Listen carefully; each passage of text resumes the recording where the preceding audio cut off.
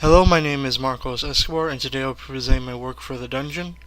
When I came onto this project, I was supposed to be the lead artist for the group.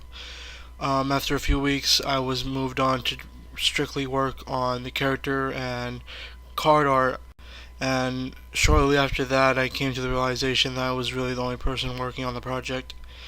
So instead of abandoning the work altogether, I decided to continue on with what I had planned to accomplish through the course of the project and do whatever work I was able to accomplish.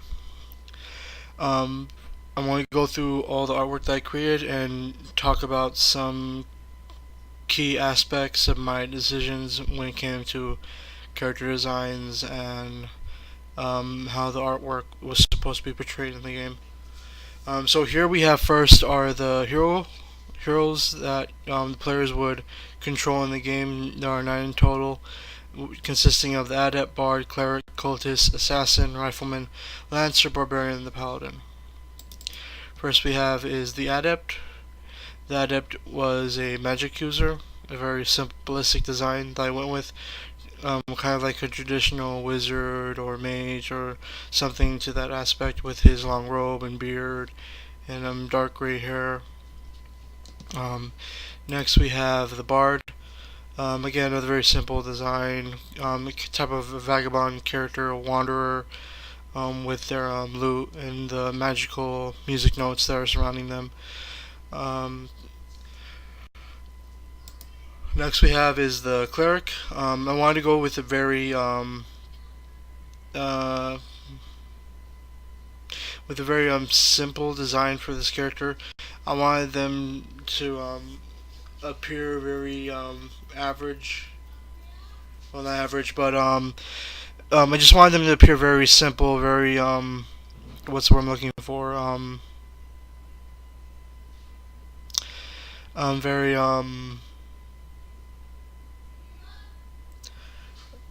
humble. That's I'm trying to find a better word, but that's the word that comes to mind. And that they're wearing very simple armor, very simple leather armor. They have like this basic wooden mace that they're holding in their hand, and they're wearing very plain looking white clothing from their order. Next we have the cultist. This one is a very opposite design to one of the other designs that I came up with.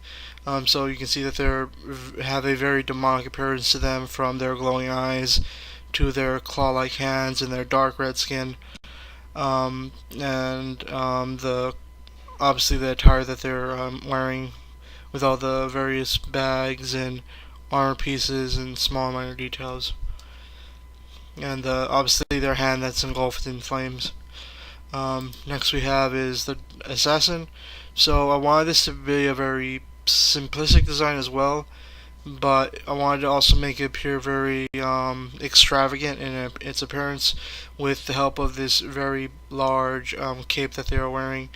The idea behind the assassins is that they try to be very sneaky, but that their their personality makes it very hard for them, because they are very much a very loud type of character.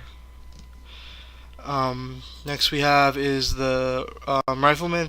So the rifleman is a goblin, so he's a very short person, and is very much smaller than the rest of the characters. But I wanted them to feel very menacing, so I gave them this very large rifle that they hold in their hands, and I wanted to make it appear as though they have seen some large amount of combat in their lives, that they've been fighting for a while, and this is something that is not new to them. Um, Next we have is the lancer. I want to go for a very guard-like appearance, as if this person was once a guard to some person or family. She has seen some amount of combat, but she's very much keeps herself and her attire in um, a very clean state, you could say, making an effort to keep their appearance up, despite the fact that they're in combat. Next we have is the Orc Barbarian. For this design, I wanted to make the Barbarian look very old, very used to combat. I wanted them to appear kind of wise to what it means to be a warrior, with their overall design, with their gray, long hair, and the various pieces of equipment that they carry, little bits and pieces of past adventures that they went under, and pieces of gear that they acquired from dead foes and the like. As you can see, nothing really matches on their attire, but it appears as if though they've been scavenging parts off of dead enemies for quite some time. Lastly, we have is the Paladin. So with his design, I wanted him to appear very armor-esque, almost mechanical in his design. So he looked very intimidating from just a stance, in just appearance, because they are so large and so heavily armored, and it'd be really intimidating for any opponent to try and fight them. So next we have is the minion card. So if I just come down here, so my skip the first one and go strictly to this one right here, because this is the design I had for all of the regular card art for the game. The cards were supposed to be designed by people who are telling these stories about these adventures. So this is not this. The game was not supposed to take place during the adventures of these heroes, but rather there are retellings of their adventures by various people that have heard tales about what they did within their lives and the exploits that they underwent through their time. And the card art was basically drawings by people who, though not necessarily knew what any of these creatures or what any of these things looked like, had a very vague idea and decided to draw what they interpreted what they interpreted everything looked like instead. So here we have a design where it looks very much like as if the person has drawn this skeleton creature on a piece of paper, and that was the overall design I wanted for all of the card art. So let's go back and go to the first one. So here we have the Acolytes. These are basic magic users, very simple minions. Here we have the Dire Chicken. I didn't want to give the Dire Chicken round feathers because I didn't want him to look less intimidating, because it is a chicken. So I went for a very sharp appearance, whether it be with its feathers, its beaks, its claws.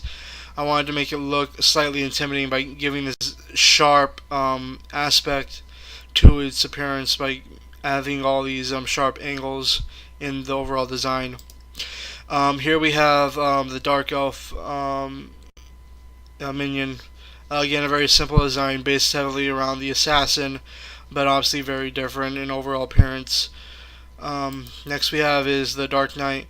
So there are two different Knight cards, and the Dark Knight is very much there's the Dark Knight and then there's the Rogue Knight. So the Dark Knight is very much a more powerful form of the Rogue Knight, and I wanted the appearance of the Dark Knight to stand out a lot. So I gave him this very large flowing cape and made his armor design very different. So there's no symmetry on his armor, so that he could stand out a lot better amongst all the other minions. Here we have the dragon. I only did a head bust for the dragon, but I wanted to make it very identifiable right off the bat for anybody who ever saw this design, with its very broken up horns, these very unique horns I designed for him, where it's very much short and very broken up. The under part of its throat, which is just covered in scales, and the top part of its neck, which is covered in these very heavy plates, and this plume of smoke that's coming out of its mouth at all times. Next we have is the Fire Elemental. So the idea was that it's basically a creature that's made of magma, and the little pieces of its body that are poking out are like volcanic rock that help it stand out and help it give it form amongst all the other creatures. Right here we have flames that are just pouring out of its back body. When I came up with the idea for its face, I wanted to appear not natural. I wanted to make it feel as if it was some sort of dark force with its horns and its very with its black eyes and its very sharp teeth. Next we have is the flesh monster. So the idea behind the flesh monster is very as simple as that. It's like a Frankenstein-esque creature, where it's like amalgamation of various monsters that have been killed in the past and have been brought together to create a new sort of creature. And its appearance was supposed to be very unsettling, as if nothing was quite right, like everything was a little bit misplaced, from its arms to its face, its lower torso and its belly, and all the weird deformities on its body. Um, Next we have is the goblin. Very simple design, very akin to the rifleman, but obviously fairly different, with these longer ears and black beady eyes. There's not much I can say on this besides how simple I designed it. Next we have is the golem. So the golem was the idea that I came up with, where I wanted to make it feel like it was man-made in some shape or form. So I gave it more of a very chiseled appearance, like as if someone actually had gone through and carved out the stone that made this creature, from its headpiece, its face, all the way to its lower body, which is made up with these various bricks and carvings that encompass its whole body. Sorry about that. Next we have is the griffin. Again, another very basic design. I give it this very feathered neck, these very large wings, and these cat-like ears that go along with its very bird-like face.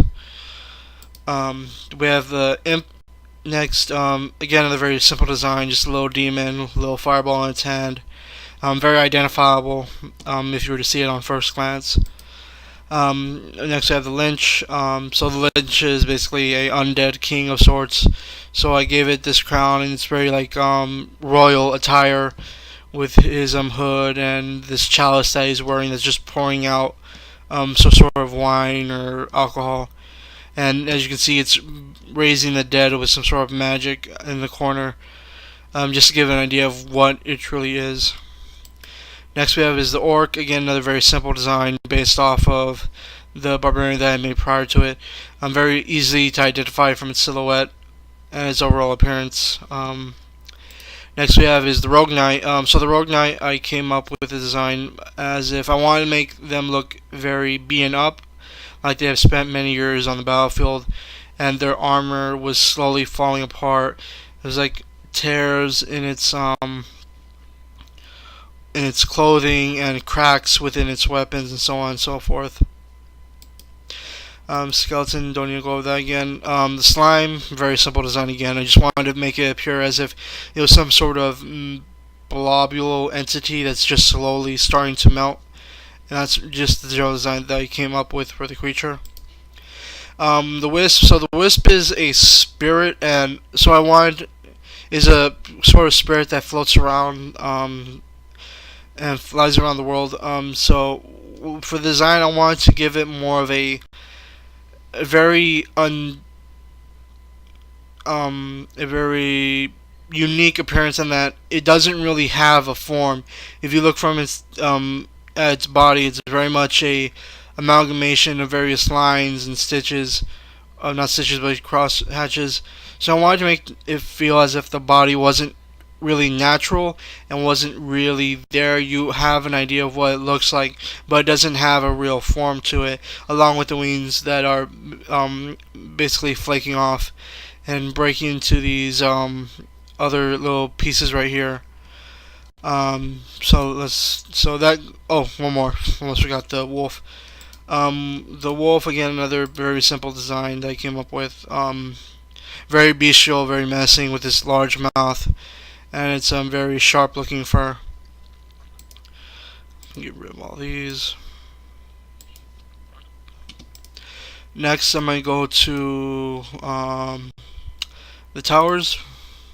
So these were basically the commanders or representatives for the main antagonist of the game, which is the Overlord, and they basically control all the other minions that are on the field. So here I have a beholder. So beholders traditionally have a very rounded design to them. They're very much just a giant floating eyeball with these tentacles with eyes at the end of them. So with this design, I wanted to do something a little bit different. I wanted the silhouette of the main body to be kind of demonic in its nature, as if it was something a lot more than just this floating eyeball. I gave it this really big mouth so it would appear more menacing to people approaching it. And for the tendrils that come out of its back, I didn't want to do the eyes. Instead, I gave it these really these claws with these holes that fired out beams of energy.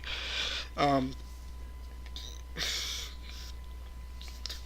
for the eye, I came up with this very unique concept where I wanted the eye to be almost as if there was something happening within the iris, something you weren't quite sure of, and have this dark matter slowly encroaching on the eye itself. Here we have is the boneyard. So the boneyard traditionally was just a pile of bones in its design, but I wanted to make it feel like something more. So I came up with this tar-like design that has just been consuming bones and the remains of dead and fallen creatures, and that there's actually something more to it, as if there's a life to it, as if there's something that is living with inside this tar-like entity. Um, Next we have is the catapult, a very simple design that I came up with. It fires out these giant flaming boulders, and there's a creature that mans the catapult that stays hidden within the background. Next we have is the fairy springs. I wasn't really sure what to do with this design, so I just came up with this very basic waterfall-esque design for the environment, where it's just encompassed on this very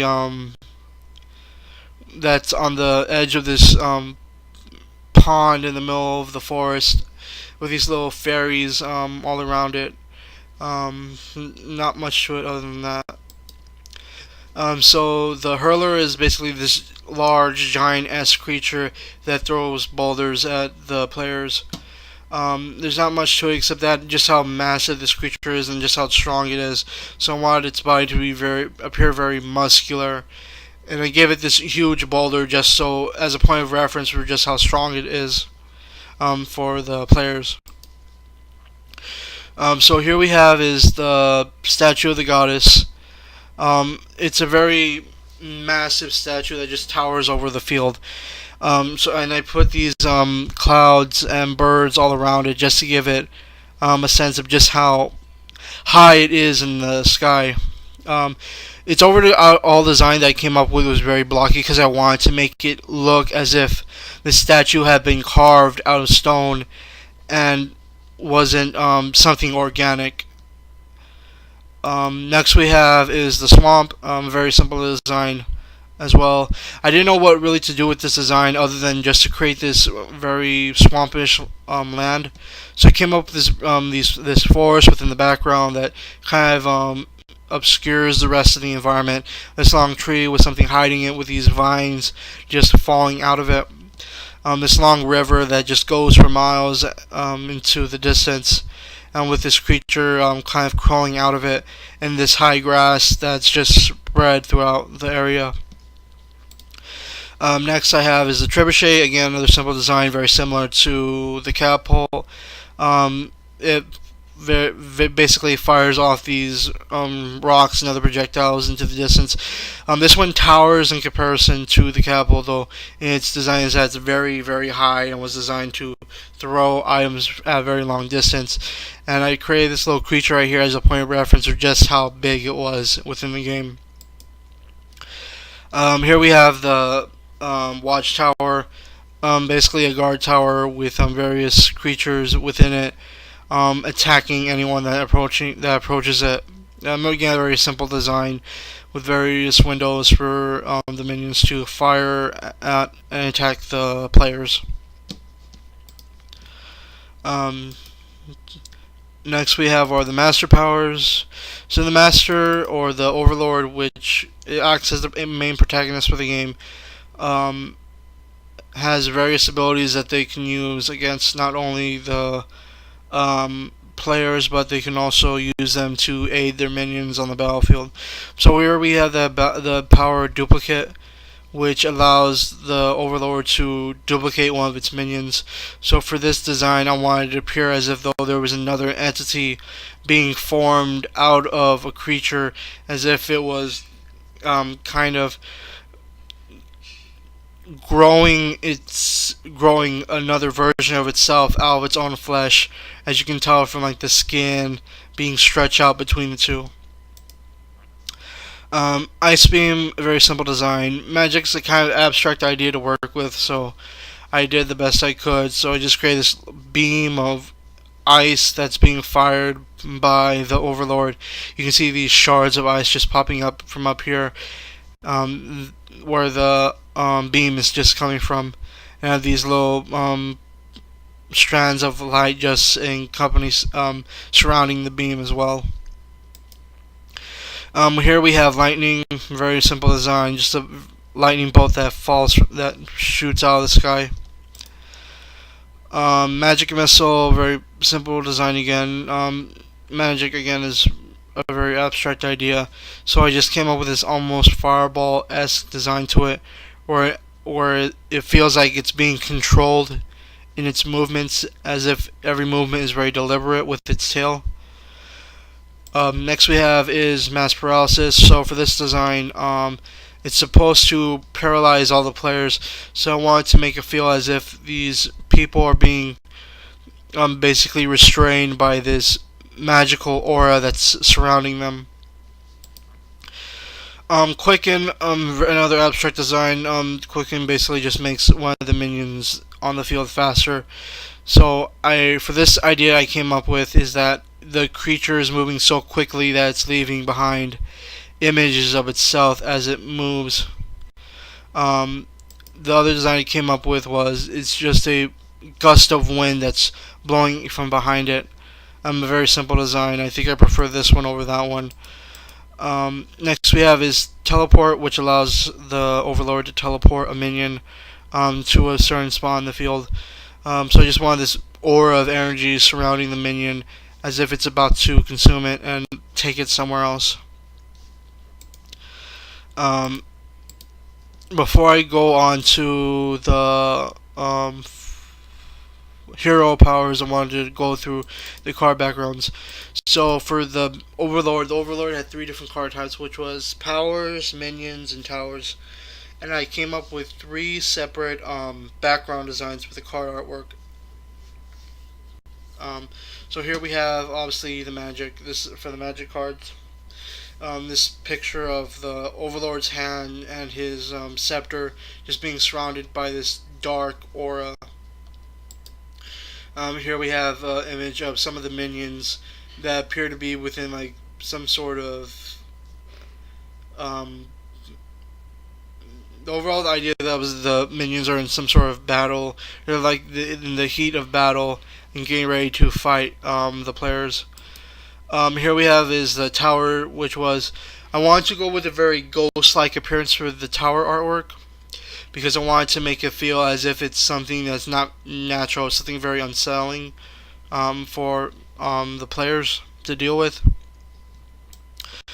So with that out of the way, let me go back to the let me check something real quick. Okay. For the hero powers, I went with very basic designs. First, we have his backstab, which was one of the assassin's powers. They basically strike an enemy from behind, stabbing them in the back, basically. Here we have bloody strike, which was one of the barbarian's abilities. Performs an attack that leaves the opponent in a bloody mess. Charge, a very abstract idea to work with, so I just came up with the idea, because this card belongs to the Lancer, and the Lancer is basically lunging forward with their spear, getting ready to attack an opponent. Embolden, this is one of the Bard's abilities where they play music and they give their allies um, a boost in strength and power to help them on the battlefield. Um, Enthrall, this was one of the cultist ability in which they take control of a weaker minion and basically just control them as like a secondary character.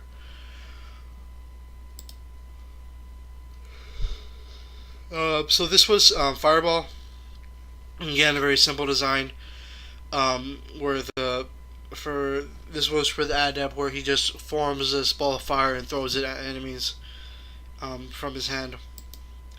Holy Glory, abstract idea again. It was one of the paladins. No, sorry, it was one of the cleric's abilities in which they basically give themselves and their allies a boost in power by encompassing them with this aura of light. Here we have Holy Strike. This was one of the paladin's abilities where they perform an attack using light energy with their weapon. Ice Lance, this is one of the mages, the adept's ability, I mean, in which he creates this lance that is just made of pure ice. Here we have Imposing Defense. This is the other Lancer ability in which the Lancer brings out this shield that helps protect them against enemy attacks. As you can see, as the shield has been badly damaged by various weapons, axe, arrows, daggers, fire, claws, and all sorts of other attacks. Here we have his Leonans. So again, magic is a very abstract idea. So I just had the hand encompassed in this like aura of light, and it appears as if a beam is falling from their hands and going on to whatever ally they're trying to heal. Sacrifice. This is the cultist's second ability in which they sacrifice a minion that they control in order to give themselves more life or more power. Shadow Step, the other assassin's ability, in which they leap out of the darkness and try to attack a minion or other enemy character. Shrapnel, this is the rifleman's ability in which they create an explosion that causes shrapnel to fly through the air and hit enemies surrounding it. Smite, one of the paladin's abilities in which they bring down this beam of light that destroys enemies with its energy. Soothe, a healing ability for the bard in which they use their magic to calm down their allies and heal them. As you can tell from the musical notes surrounding this character. Vital Shot, the other rifleman's ability in which they pick a vital part of their enemy's enemy and fire directly at it. Whirlwind, the final barbarian move in which the barbarian spins around in a circle, flailing its blades around in hopes of hitting enemies surrounding it. So that's all for my artwork. Thank you for watching, and goodbye.